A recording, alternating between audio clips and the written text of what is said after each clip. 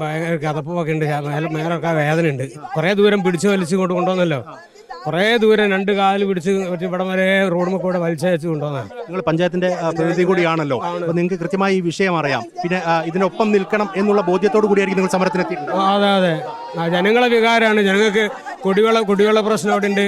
പിന്നെ അതുപോലെ അടുത്ത മഴ വന്നാൽ പിന്നെ മണ്ണിടിയാനുള്ള സാധ്യതയുണ്ട്. പിന്നെ ചളി ഒലിച്ചു വരാനുള്ള ഒരുപാട് പ്രശ്നങ്ങൾ ഇതേ തുടർന്നുണ്ട് ഇവിടെ. അപ്പോൾ ജനങ്ങളെ വികാരത്തോട് ഒപ്പം നിന്ന് പഞ്ചായത്തിനെ ധിക്കരിച്ചാണ് ഈ മണ്ണെടുപ്പ് നടത്തുന്നത്. പഞ്ചായത്ത് ഇതിലെ ഈ റോഡിലൂടെ 10 ടണ്ണിലധികം ഭാരമുള്ള ഒന്നും കൊണ്ടുപോകാൻ പാടില്ല എന്നുള്ള പഞ്ചായത്ത് ഭരണസമിതി തീരുമാനം എടുത്തിട്ടുണ്ട്.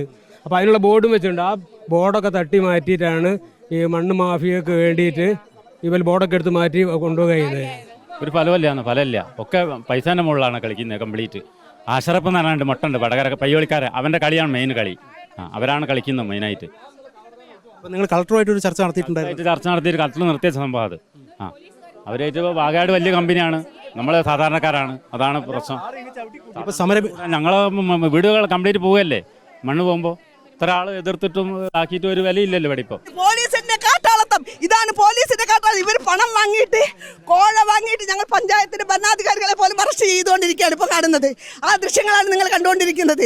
അതിനെതിരെയാണ് ഞങ്ങൾ പ്രതികരിക്കുന്നത്. രാഷ്ട്രീയമായിട്ടുള്ള താല്പര്യങ്ങളുണ്ടോ? രാഷ്ട്രീയ താല്പര്യം എന്ന് പറഞ്ഞുകൂടെ, എല്ലാ രാഷ്ട്രീയക്കാരും ഇതിലുണ്ട്. ഇത് ജനങ്ങളുടെ പ്രശ്നമാണ്.